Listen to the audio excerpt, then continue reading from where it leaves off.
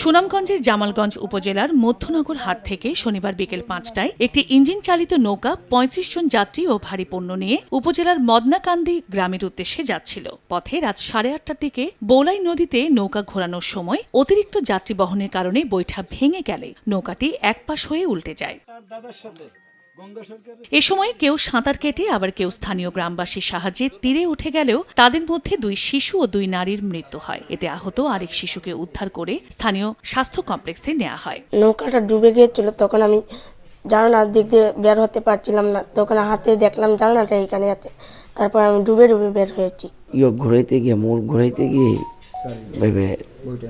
বইটা বা আপনার খাইতে হয়ে গেছে নৌকা। $10 গেছি গিয়ে তারা আমরা উদ্ধার করছি। উদ্ধার করার পরে নৌকাটা নিয়ে যখন শুকনো তুললাম তখন দেখলাম যে 4টা মরা লাশ। পুলিশ জানায় ধারণ ক্ষমতার অতিরিক্ত যাত্রী ও পণ্য বহন করায় এই দুর্ঘটনা ঘটেছে। যাত্রী বোঝা এবং অতিরিক্ত মালামালের কারণে ওভারলোড সিমেন্ট ছিল, ডিম ছিল, ছিল যত বাজার আছে এই ৬০-৭০ জন লোকের চাল ডাল নিত্য প্রয়োজনীয় দ্রব্যাদি, নিত্য প্রয়োজনীয় চিনি, ডাল, চাল, সিমেন্ট ছিল 40 ব্যাগ। মধ্যনগর উপজেলায় হাট বসে প্রতি শনিবার, আর উপজেলার ৪ গ্রামের ২০ কিলোমিটারের মধ্যে কোনো বাজার না থাকায় গ্রামবাসী এই বাজার থেকেই পণ্য কিনে নৌকায় করে নিয়ে যায়। সময় সংবাদ, সুনামগঞ্জ।